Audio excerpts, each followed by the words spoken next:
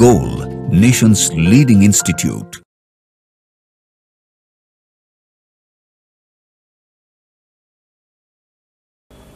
Hello student, welcome in video solution of AITS class back 1। कैसे हो आप सब बच्चों और कैसा गया आपका टेस्ट? उम्मीद करता हूं आप लोगों का टेस्ट बहुत अच्छा गया होगा। मैं जैसा कि देख पा रहा हूं सारे क्वेश्चन बहुत ही अच्छे दिए गए हैं। आपको जो नीट का पैटर्न है उसी के आधार पे क्वेश्चन आपको दिया गया है और एक एक क्वेश्चन को आप अच्छे तरीके से आप सॉल्व करने के बाद जरूर इसका एनालिसिस किया कीजिएगा। और जिसमें भी आप लोगों को डाउट होता है या फिर गेस करके आप टिक करते हैं, खास करके उस क्वेश्चन पे स्पेशली आप लोगों को अभी से ही मेहनत करने की जरूरत होती है। ठीक है, तो अभी मैं ऑर्गेनिक केमिस्ट्री के क्वेश्चन का सॉल्यूशन देने जा रहा हूं, तो बहुत अच्छे तरीके से एक एक क्वेश्चन को शुरू से लेकर अंत तक देखने की कोशिश करेंगे। आपको बहुत कुछ सीखने को मिलेगा। ओके, तो आइए हम लोग स्टार्ट करते हैं ऑर्गेनिक केमिस्ट्री का क्वेश्चन। और उसमें आप लोगों को यहां से जो दिया हुआ है क्वेश्चन नंबर 60 नंबर क्वेश्चन जो ऑर्गेनिक केमिस्ट्री का है, उसमें ये नोमेनक्लेचर का है। बहुत ही आसान है ना, आप सभी लोगों ने सही सही बनाया होगा। जिसमें कि ऐसा दिया हुआ है बच्चों, एक है इसमें रिंग, ध्यान दीजिएगा, ये है रिंग और इसके साथ यहां पे ऐसा दिया स्ट्रक्चर, और ये दिया है इसके केस में यहां पे इसके साथ जो दिया हुआ है स्ट्रक्चर में ये एक लाइन है, और इसमें इधर है इधर एक मिथाइल है, और फिर इसमें एक इस तरीके से दिया हुआ C डबल बॉन्ड O के साथ H है। देखिए कितना आसान है बच्चों। इधर एक जो साइड चेन है उसमें दिया हुआ है फंक्शनल ग्रुप एल्डिहाइड। इसका मतलब हो गया carbon as a point of attachment वाला फंक्शनल ग्रुप है, तो नंबरिंग यहीं से स्टार्ट होगा। 1 2 3 4 5 और 6 हो गया ना। यहाँ पे हो गया इसके केस में 6 कार्बन का पैरेंट चेन। इसके बाद आप देख सकते हो 5 पे एक आ गया सबस्टिट्यूएंट मिथाइल और 4 पे आ गया एक फिनाइल। तो पहले हम लोग इसको किसको लिखेंगे? अल्फाबेटिकली लिखेंगे। तो अल्फाबेटिकली जब आप लिखेंगे तो हो जाएगा 5 मिथाइल और उसके बाद 4 पे जो है ना बच्चों, इसको कहेंगे फिनाइल। तो 5 मिथाइल 4 फिनाइल और यहाँ पे 6 कार्बन का पैरेंट चेन है। इसका मतलब हो गया यहाँ पे हेक्सेन प्लस अल, सफिक्स अल जोड़ देंगे, हेक्सेनल। तो देख लीजिए कौन सा आंसर हो जाएगा, 5 मिथाइल 4 फिनाइल और इसके केस में हेक्सेनल। तो यहाँ पे 5 इसके केस में मिथाइल होगा और 4 फिनाइल हो जाएगा, और ब्यूटेनल दे रहा है तो ब्यूटेनल यहाँ पे तो होगा नहीं सर। 4 बेंजाइल 5 मिथाइल हेक्सेनल तो होगा नहीं, 2 मिथाइल 3 फिनाइल हेक्सेनल तो होगा नहीं, 5 आइसोप्रोपाइल और 5 फिनाइल हेक्सेनल तो होगा नहीं। इसमें थोड़ा सा सुधार कर लीजिएगा, जो आंसर नंबर 4 दिया हुआ है ना उसमें थोड़ा सा मुझे लगता है कि ब्यूटेनल इसमें से दे दिया है। ब्यूटेनल इसका आंसर नहीं होगा, इसमें होगा 5 मिथाइल 4 फिनाइल और हेक्सेनल होना चाहिए। 1 2 3 4 5 6 इस तरीके से यहाँ पे कहेंगे, इसका आंसर हो जाएगा 4। लेकिन उसमें ब्यूटेनल हटा दीजिएगा, इसमें हम लोग कहेंगे हेक्सेनल। 6 कार्बन का पैरेंट चेन है, इस तरह से होगा इसका आंसर। उसके बाद देखिए नेक्स्ट 61 नंबर क्वेश्चन, बहुत ही आसान है। 61 नंबर क्वेश्चन क्या कहा जा रहा है देखा जाए। इसमें आप लोगों को पहचानना यह है कि कौन सा स्टेटमेंट गलत है, इनकरेक्ट है। तो बच्चों इसमें से आपको कह रहा है कि which of the following is a false statement. कितना आसान है, ध्यान से सुनिएगा आप लोग क्या कह रहा है। सबसे फर्स्ट इसमें से आपको यह कहा जा रहा है कि फ्री रेडिकल, जो भी फ्री रेडिकल होता है, मान लीजिए कि मिथाइल रेडिकल है, free radical carbonium ion. Carbonium ion का मतलब हो गया यहाँ पे कार्बोकैटायन, या फिर यहाँ पे कहा जा रहा है और कार्बे एनायन। तो कार्बे एनायन हो गया negative charge. Are reaction intermediate, बिल्कुल सही है यहाँ पे ना कि free radical carbonium ion and carbanion are reaction intermediate, बिल्कुल ये रिएक्शन इंटरमीडिएट होता है, सही है। उसके बाद सेकेंड में आपको कहा जा रहा है कि reaction between methane and chlorine, यानी कि इसमें से दिया हुआ है CH4 और Cl2 in the presence of sunlight. ध्यान दोगे आप लोग, ये अगर आप लोगों को लिखा हुआ रहता है सनलाइट प्रोसीड भाया फ्री रेडिकल, बिल्कुल सही है। अगर आपको सनलाइट रहता है बच्चों, या HNu रहता है, या फिर आप लोगों को यहाँ पे जो दिया हुआ रहता है वो अल्ट्रावायलेट रेज रहता है, या फिर आपको हीट रहता है, तो ध्यान रखिएगा किसी भी एल्केन का रिएक्शन Cl2 या Br2 के साथ होगा, ये सब के प्रेजेंस में आप यहाँ पे कहोगे कि मैकेनिज्म होगा इसके केस में फ्री रेडिकल सब्स्टिट्यूशन। बिल्कुल यहाँ पे करेक्ट स्टेटमेंट है, और फॉर्मेशन यहाँ पे करेगा मिथाइल क्लोराइड प्लस HCl। ये सब का मैकेनिज्म आप लोगों को क्लास में मैं बता चुका हूं, ठीक है। उसके बाद देखिए थर्ड में आप लोगों को क्या कहा जा रहा है, the electronegative atom in the carbon chain produces plus I effect. यही गलत है। जिसका इलेक्ट्रोनेगेटिविटी ज्यादा होता है ना, वो माइनस आई शो करता है। तो ये जबकि उल्टा कह रहा है कि the electronegative atom in the carbon chain produces plus I effect, गलत। जिसका इलेक्ट्रोनेगेटिविटी ज्यादा होगा वो माइनस आई शो करेगा, जिसका इलेक्ट्रोनेगेटिविटी कम होगा वो प्लस आई शो करेगा। इसलिए बच्चों यहां पे ये थर्ड स्टेटमेंट रॉन्ग है। उसके बाद आपको कहा जा रहा है homolytic fission of CC bond given free radical. तो याद रखिएगा बिल्कुल यहां पे आंसर तो हो गया इसमें से थर्ड, जो कि रॉन्ग है। 4 ऑप्शन में कह रहा है कार्बन के बीच में होमोलिटिक फिजन करना है। तो होमोलिटिक फिजन कहने का मतलब हो गया क्या, इसमें से जो एक बॉन्ड में 2 इलेक्ट्रॉन होता है, एक इलेक्ट्रॉन इस कार्बन पे, एक इलेक्ट्रॉन इस कार्बन पे, यानी कि एक एक इलेक्ट्रॉन दोनों रिटर्न कर लेता है। तो आप इसमें से कहोगे कि बनता है कोरोस्पॉन्डिंग फ्री रेडिकल। इसी को हम लोग कहते हैं होमोलिटिक फिजन। तो बिल्कुल ये सही स्टेटमेंट है। 4 जो है ना वही इसमें से 4 जो है वो बिल्कुल यहाँ पे सही स्टेटमेंट है। थर्ड ऑप्शन जो दिया हुआ है इसमें वो फॉल्स है, क्योंकि उसमें से कह रहा है कि जो ज्यादा इलेक्ट्रोनेगेटिव है वो प्लस आई शो करता है। वो गलत है, क्योंकि जिसका इलेक्ट्रोनेगेटिविटी ज्यादा होता है the electronegative atom in the carbon chain produces plus I effect. तो जो ज्यादा इलेक्ट्रोनेगेटिव होगा वो माइनस आई शो करेगा। तो बिल्कुल वहां पे हो जाएगा आंसर थर्ड। अब देखिए नेक्स्ट इसमें से आप लोगों को दिया हुआ है 62। तो 62 नंबर में आपसे ये कहा जा रहा है which of the flowing resonating structure of 1-methoxy 1,3-butadiene is list stable. देख लीजिए कितना आसान है कि सबसे लिस्ट स्टेबल कौन सा कैनोनिकल स्ट्रक्चर है। तो बच्चों यहां पे होगा CH2-, उसके बाद इसमें से दिया हुआ है CH डबल बॉन्ड CH, उसके बाद CH double bond O+। Structure भी थोड़ा सा आप लोग सुधार लीजिएगा, ऐसा होगा। और सेकेंड में यहां पे दिया हुआ है CH2 double bond CH and यहां पे होगा एक्चुअल में CH- होना चाहिए, जो यहाँ पे क्वेश्चन में मुझे मिसिंग दिख रहा है थोड़ा सा, और CH double bond O and CH3 and positive charge. तो क्वेश्चन का थोड़ा सा जो वहां मिसिंग पॉइंट है नेगेटिव चार्ज, उसको दिखा दीजिएगा। और फिर यहाँ पे CH2- और इसमें यहाँ पे CH+ जो गिवन है ये तो है ही, और फिर इसमें CH डबल बॉन्ड CH, और फिर इसके साथ बच्चों O के साथ CH3 है। और 4 ऑप्शन जो मेरे को दिया हुआ है इसमें फिर से एक बार CH2 डबल बॉन्ड CH और फिर से CH डबल बॉन्ड यहाँ पे दिया हुआ है CH, और नेक्स्ट इसमें OCH3। अब आपको देख करके ही लग रहा होगा कि सर जी आंसर होगा थर्ड, क्योंकि थर्ड में जो कार्बन है ना उसका ऑक्टेट इनकम्प्लीट है। बाद बाकी सभी में देखिए कार्बन का ऑक्टेट कंप्लीट है, बिल्कुल ऑक्टेट कंप्लीट है। तो सबसे पहले हम लोग ऑक्टेट रूल को फॉलो करते हैं। कोई भी ऐसा कार्बन एटम जिसका ऑक्टेट इनकम्प्लीट है वो अगर प्रेजेंट होगा कैनोनिकल स्ट्रक्चर में तो वो सबसे कम स्टेबल होगा। यहाँ पे देखिए सबका ऑक्टेट कंप्लीट है, यहाँ भी नेगेटिव चार्ज का मतलब 2 इलेक्ट्रॉन होता है, ऑक्टेट कंप्लीट है। यहाँ भी 2, 2, 4, 2, 6 और एक लोन पेयर यहाँ पे बाकी है, ऑक्टेट कंप्लीट होगा। यहाँ भी एक लोन पेयर होता है, ऑक्टेट कंप्लीट होगा। यहाँ पे जो बीच में एक कार्बन एटम है, इसी बीच में जो प्रेजेंट एक कार्बन है 1, 2, 3 बॉन्ड है, जिसके कारण 6 इलेक्ट्रॉन हो गया और इसका ऑक्टेट इनकम्प्लीट है। तो ये हो जाएगा यहाँ पे सबसे लिस्ट स्टेबल, ये हो जाएगा सबसे लिस्ट स्टेबल हो जाएगा। इसके केस में ध्यान रखिएगा, ठीक है।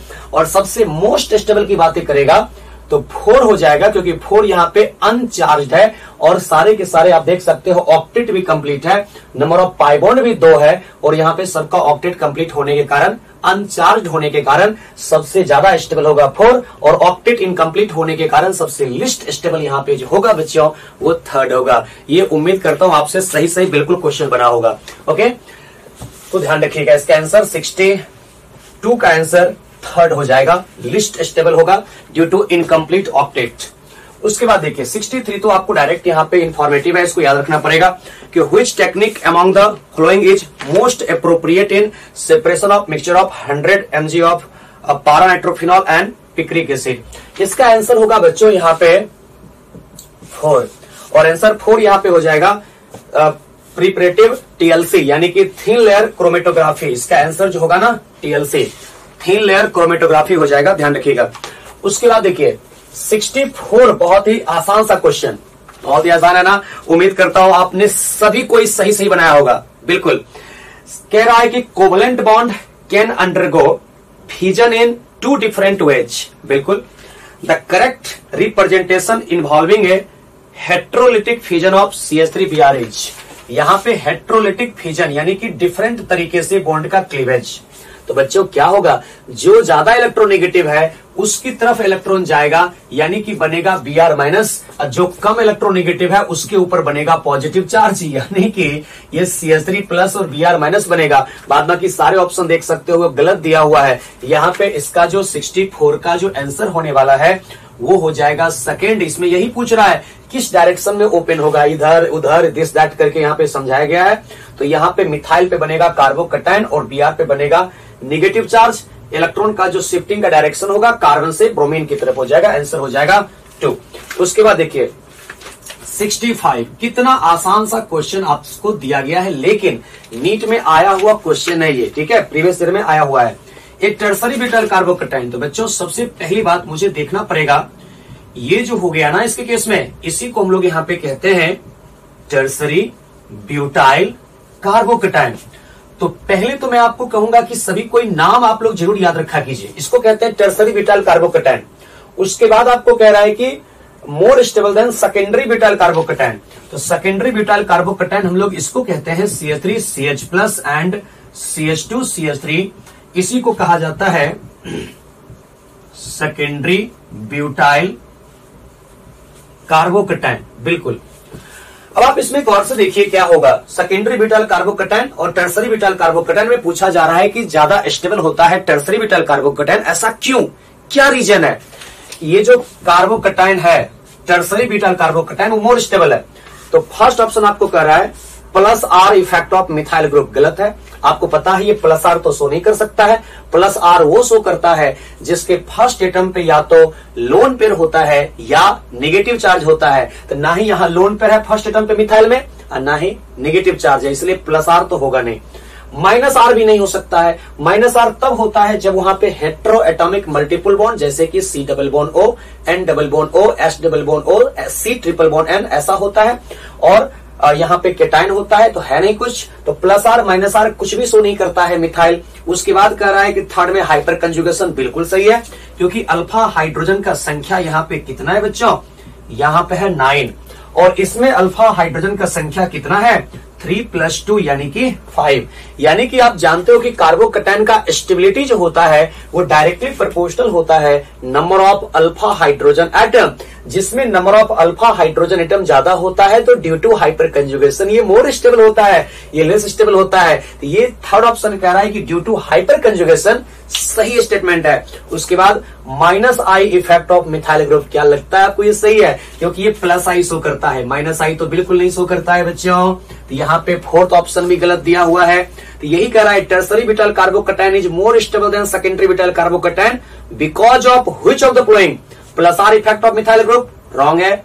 -R effect of methyl group, wrong है। हाइपर कंजुगेशन करेक्ट है क्योंकि इसमें 9 अल्फा हाइड्रोजन, उसमें है 6। -I effect of methyl group wrong है क्योंकि यहाँ पे +I लगता है। तो आंसर आप इसका कहोगे 65 का आंसर जो होगा वो हो जाएगा ओनली थर्ड। और उसके बाद का क्वेश्चन तो इतना आसान है कि मेरे अभी जो है ना फाउंडेशन में जो ज्वाइन किए न्यू बच्चे वो भी एकदम सही से बना देंगे इसको, ठीक है ना।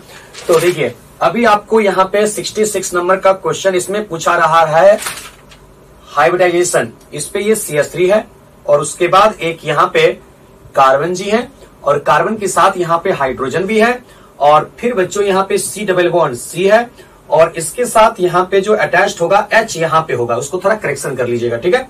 H का पोजीशन प्रिंटिंग में कर दिया है O के साथ नहीं होगा, कार्बन के साथ होगा H और यहाँ O जो अटैच्ड होगा वो रिंग के साथ अटैच्ड होगा और इसमें डबल बॉन्ड होगा। अब इसमें इसको मान लिया गया है A, इसको मान लिया गया है B और इस कार्बन को मान लिया गया है C। अब आपसे पूछा गया है, क्या पता है आपको, in the following molecule hybridization पूछा जा रहा है, hybridization of carbon A, B, C। तो A, B और C का निकालना है हाइब्रिडाइजेशन। कितना आसान है देख लीजिए। तो आप यहां पे कहेंगे कि A में हो चुका है 4 सिग्मा बॉन्ड, 3 है हाइड्रोजन, 1 है कार्बन के साथ। तो A का जो हाइब्रिडाइजेशन होगा वो होगा sp3। और B का जो हाइब्रिडेशन होगा बच्चों, यहाँ पे 1 सिग्मा 2 सिग्मा 3 सिग्मा, यानी कि इसका हाइब्रिडेशन होगा sp2। और C का जो हाइब्रिडेशन होगा इसके केस में 1 सिग्मा 2 सिग्मा 3 सिग्मा, यानी कि इसका भी हाइब्रिडेशन होगा sp2। यानी कि आप यहाँ पे देख सकते हो इसका answer sp3 sp2 sp2, option number यहाँ पे आ जाएगा सेकंड। कितना आसान है, और आपको यकीन ना होगा इसी तरह का क्वेश्चन आपको नीट एग्जाम में भी पूछा जाता है स्ट्रक्चर देख करके किसका हाइब्रिडेशन क्या होने वाला है। तो ये हो गया आपको सेक्शन ए का, ठीक है। उसके बाद आते हैं हम लोग सेक्शन बी की तरफ, और सेक्शन बी में हम लोगों को ऑर्गेनिक केमिस्ट्री का जो क्वेश्चन है वो 92 नंबर से दिया हुआ है। तो ये सारे के सारे सेक्शन ए का क्वेश्चन उम्मीद करता हूं आप लोगों को समझ में आ गया होगा और अच्छे से आप लोगों ने बनाया भी होगा। बच्चों 92 नंबर क्वेश्चन जो दिए हुए हैं उसमें सबसे पहले एसर्शन और रीजन का एक क्वेश्चन है। एसर्शन है सबसे पहले देखिएगा, तो एसर्शन में ये कहा जा रहा है, एसर्शन में ये कहा जा रहा है आपसे कि पेंट 1 इन। तो पेंट 1 इन कहने का मतलब हुआ ये जो दिया हुआ है मेरे को, ये दिया हुआ है 1 पेंटीन, या फिर इसी को हम लोग कह सकते हैं पेंट 1 इन एंड पेंट 2 इन। तो CH3 CH double bond CH and CH2 के साथ एक और CH3, इसको हम लोग क्या कहते हैं, इसको कहते हैं पेंट 2 इन। ये कहना ये चाह रहा है कि pent 1 yne and pent 2 are positional isomers. क्या ये सही है? बिल्कुल सही है, ये एक पोजिशनल आइसोमर्स है, बिल्कुल स्टेटमेंट सही है। क्योंकि यहां पे आप देख सकते हो 1 2 3 4 5, 1 2 पे कार्बन कार्बन डबल बॉन्ड है, और यहाँ पे 1 2 3 4 5 2 3 पे है। तो पोजीशन यहाँ पे अलग अलग दिया हुआ है, तो आप कहोगे कि पेंट 1 इन और पेंट 2 इन दोनों एक दूसरे का पोजिशनल आइसोमर्स है। एसर्शन सही है। उसके बाद देख लेते हैं कि जो सेकेंड आपको दिया हुआ है इसके केस में रीजन, क्या ये रीजन करेक्ट है? कह रहा है कि इसके केस में position isomers differ in the position of functional group. आप जानते हो यहां पे इसमें होता ही है पोजीशन ऑफ फंक्शनल ग्रुप क्या होता है, डिफरेंट। तो पोजीशन ऑफ फंक्शनल ग्रुप जो होता है इसके केस में वो डिफरेंट होता है, वो बिल्कुल है। तो पोजीशन ऑफ फंक्शनल ग्रुप यहां पे है 1 2, यहां है 2 3, तो वो पोजीशन भी अलग है, मतलब ये रीजन भी करेक्ट है और उसका सही सही एक्सप्लेनेशन भी दे रहा है। तो बच्चों pent 1 yne and pent 2 yne are positional isomers, सही बात है। अब position isomers differ in the position of functional group, ये बिल्कुल करेक्ट एक्सप्लेनेशन दे रहा है। यही कारण है कि वहां पे पेंट 1 इन पेंट 2 इन हुआ है पोजिशनल आइसोमर्स। तो यहां पे कहेंगे ऑप्शन हो जाएगा first, if both assertion and reason are correct and reason is a correct explanation of the assertion, यानी कि इसका जो 92 का आंसर होगा वो होगा बिल्कुल 1।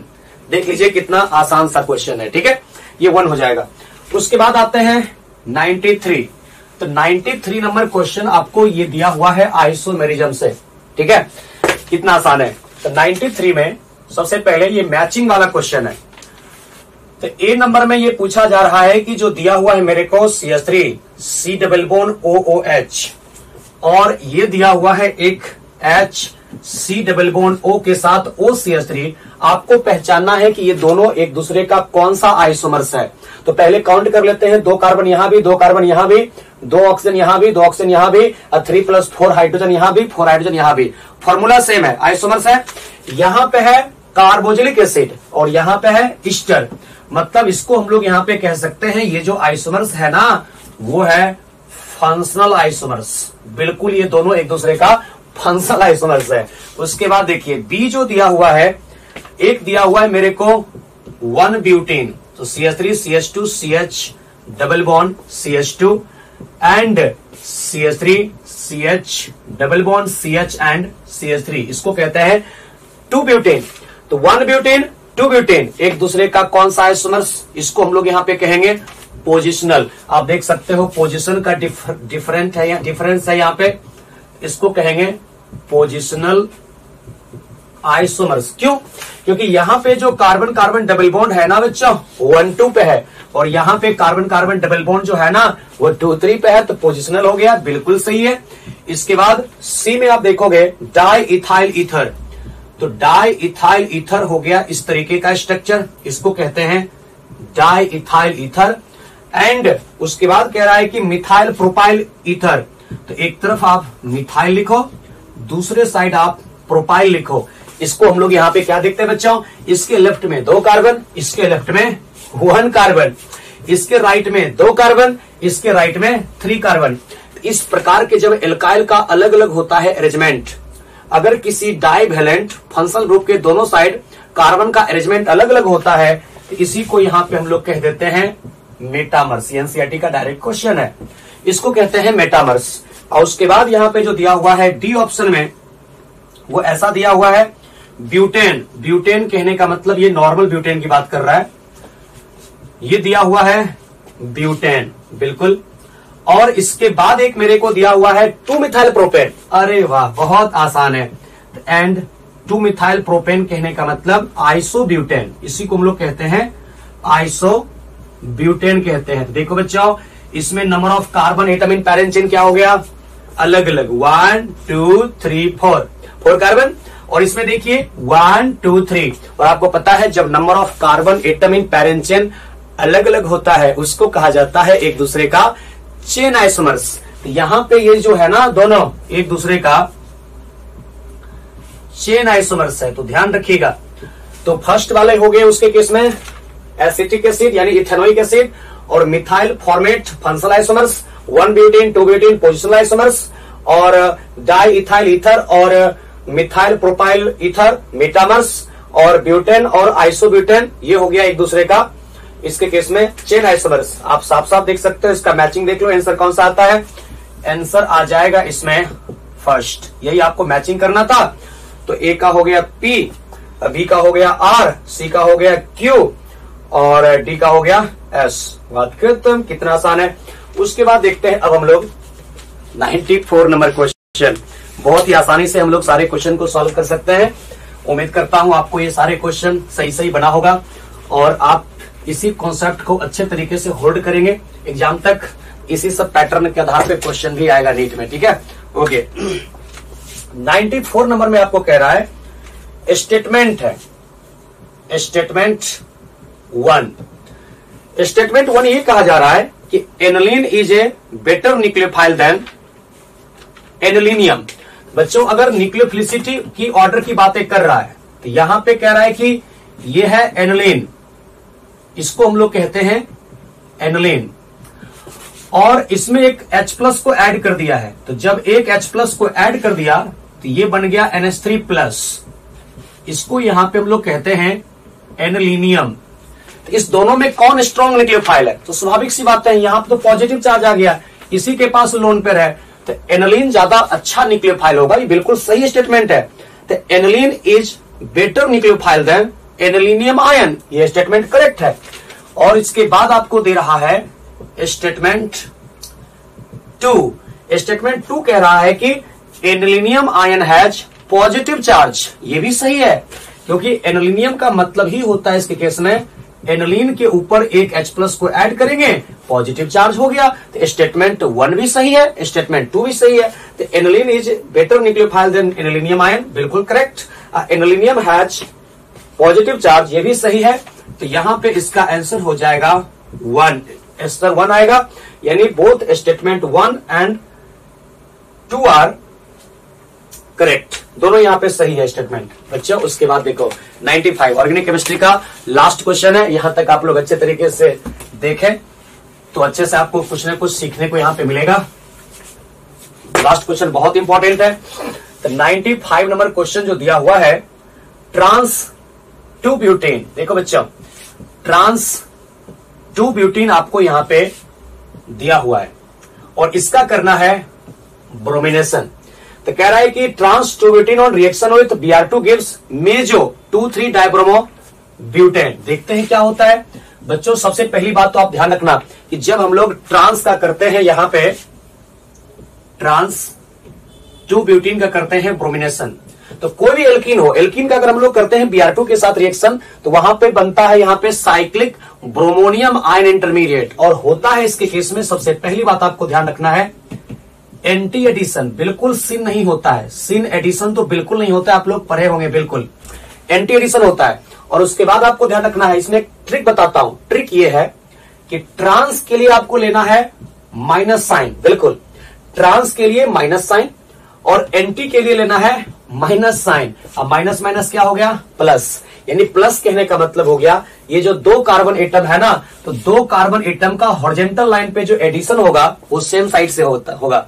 अगर इसे में सिस होगा तो सिस के लिए हम लोग लेंगे प्लस साइन, याद रखिएगा, सिस के लिए लेंगे प्लस साइन और एंटी के लिए लेंगे माइनस साइन, तो प्लस माइनस माइनस आएगा, यानी हॉरिजॉन्टल लाइन पे सिमिलर एटम ग्रुप रखेंगे अपोजिट डायरेक्शन में। लेकिन अगर ट्रांस है तो माइनस साइन, एंटी एडिशन के लिए माइनस साइन, तो माइनस माइनस हो गया यहाँ पे प्लस। तो प्लस कहने का मतलब हॉरिजॉन्टल लाइन पे सिमिलर एटम ग्रुप रखेंगे सेम साइड। तो अब क्या होगा, देखिए यहां मिथाइल, यहां मिथाइल, जो बिगर ग्रुप है उसको रख दीजिए ऊपर, ऊपर नीचे रख दीजिए। और यहां पे चूंकि आपको प्लस साइन आया है तो दो जो यहां पे हाइड्रोजन एटम है उसको रखिए आप सेम साइड। अब जो दो ब्रोमीन एक यहां जुटेगा वो भी सेम साइड जुटेगा। और आप जानते हो, आप यहां पे जानते हो कि इसके केस में ऐसा हुआ है यहां पे कि प्लेन ऑफ सिमेट्री है, तो प्लेन ऑफ सिमेट्री जिस कंपाउंड में होता है उसी को हम लोग यहां पे कहते हैं मेजोमर्स। तो ये हो गया एक मेजोमर्स, इसको भी हम लोग कहते हैं मेजोमर्स। और मेजोमर्स का जो मिरर इमेज होता है बच्चों उसको हम लोग कहते हैं आइडेंटिकल। तो बिल्कुल ये स्टेटमेंट करेक्ट है कि जब ट्रांस 2 ब्यूटीन का Br2 के साथ रिएक्शन होता है ना तो एंटी एडिशन होता है और फॉर्मेशन करता है मेजो। तो यहां पे आपको कह रहा है मेजो 2,3 डाइब्रोमो ब्यूटेन। तो देख सकते हो 1 2 3 4, इसी का हम लोग नाम कह देते हैं मेजो 2,3 डाइब्रोमो 2,3 डाइब्रोमो ब्यूटेन, ये फॉर्मेशन करता है, करेक्ट है। लेकिन सेकेंड स्टेटमेंट क्या कह रहा है कि the reaction involves syn addition of bromine, यही गलत है। सिन एडिशन बच्चों नहीं होता है, ब्रोमिनेशन ऑफ एनसीईआरटी पढ़ेंगे वहां पे साफ साफ लिखा हुआ है एंटी एडिशन होता है। तो यहां पे इसके केस में कहेंगे ये आंसर हो जाएगा थर्ड, बिल्कुल 95 का आंसर हो जाएगा थर्ड। यानी कि statement first is correct but statement second is incorrect. आपके मन में विचार आ रहा होगा कि सर यहां पे अगर सिस दे दिया जाए तब क्या फॉर्मेशन करेगा। तो बच्चों सिस के केस में फॉर्मेशन करता है इनांसियोमर्स पेयर। इनांसियोमर्स पेयर यानी कि रेशमिक मिक्सचर का फॉर्मेशन कर देता है। जैसे कि आपको यहां पे दिया हुआ है ट्रांस का, तो आप लोगों ने सीख लिया। तो यहां पे मैं आप लोगों को बता देता हूं अगर सिस दिया हुआ रहेगा तो क्या होगा। जैसे ये सिस 2 ब्यूटेन, इसका करना है मेरे को Br2 के साथ reaction in the presence of carbon tetrachloride. चाहे सिस हो चाहे ट्रांस हो, किसी भी एल्कीन का अगर Br2 के साथ रिएक्शन करवाएंगे तो पहली बात तो यहां पे ध्यान रखेंगे कि होता है एंटी एडिशन, बिल्कुल। और जब एंटी एडिशन होगा तो सिस के लिए आपको लेना है अब प्लस साइन और एंटी एडिशन के लिए माइनस साइन। तो प्लस माइनस यहां पे क्या, प्लस माइनस हो गया माइनस। माइनस का मतलब हो गया कि हॉरिजॉन्टल लाइन पे जो दो सिमिलर एटम ग्रुप आएगा वो अपोजिट डायरेक्शन से आएगा। तो जो यहां बिगर ग्रुप है उसको तो ऊपर रख दीजिए वर्टिकल लाइन पे, नीचे ऊपर। और जो यहां पे अब सिमिलर एटम ग्रुप है तो जो हाइड्रोजन है उसको अपोजिट, और जो ब्रोमीन आ रहा है उसको भी रखेंगे अपोजिट। और आपको पता है बच्चों यहां पे अब प्लेन ऑफ सिमेट्री नहीं है, इससे पहले वाले में प्लेन ऑफ सिमेट्री था क्योंकि सेम साइड से ऐड हो रहा था। तो वहां पे प्लेन ऑफ सिमेट्री था तो मेजोमर्स, और यहां पे प्लेन ऑफ सिमेट्री नहीं है। इसको यहां पे कहा जाता है इनांसियोमर्स, इनांसियोमर्स पेयर, या फिर इसी को हम लोग यहां पे कह देते हैं रेशमिक मिक्सचर। और आप जैसा कि जानते हो रेशमिक मिक्सचर को हम लोग रिप्रेजेंट करते हैं प्लस माइनस साइन से या डीएल से। इसको लिख सकते हैं प्लस माइनस और डीएल 2,3 डाइब्रोमो ब्यूटेन। ये जब सिस होगा तब आंसर होगा प्लस माइनस और डीएल 2,3 डाइब्रोमो ब्यूटेन। ये हो जाएगा जब सिस 2 ब्यूटेन होगा तब। लेकिन ट्रांस होगा तो फॉर्मेशन करेगा मेजो 2,3 डाइब्रोमो ब्यूटेन। उम्मीद करता हूं आप लोगों को यहां तक समझ में आ गया होगा। जितने भी ऑर्गेनिक केमिस्ट्री का क्वेश्चन था बच्चों, मैंने आपको पूरी तरह से सारे के सारे क्वेश्चन आप लोगों को बता दिया है। तो आप अच्छे तरीके से यहां तक क्वेश्चन को रिवीजन करिए। जितने भी टेस्ट आपको हो रहे हैं सीरियसली उसके एक एक क्वेश्चन को ठीक ढंग से कॉन्सेप्ट वाइज समझने की कोशिश करोगे, क्योंकि अभी जो वक्त है ना, अभी से लेकर के जनवरी तक कहो, जनवरी फरवरी तक, वो समझने के लिए और कॉन्सेप्ट बिल्डअप करने का समय है। सिर्फ क्वेश्चन को रट करके आंसर को तैयार करने की कोशिश मत करिएगा। ओके, तो आप सुरक्षित रहिए, स्वस्थ रहिए और मैं आपको बहुत बहुत शुभकामनाएं देता हूं। आप हमेशा खूब अच्छे तरीके से पढ़ाई कीजिए, तरक्की कीजिए और ज्यादा से ज्यादा कोशिश करिए कि हम लोग खुश होकर के और स्कोर करने की कोशिश करें। ओके बच्चों, थैंक यू एवरीवन।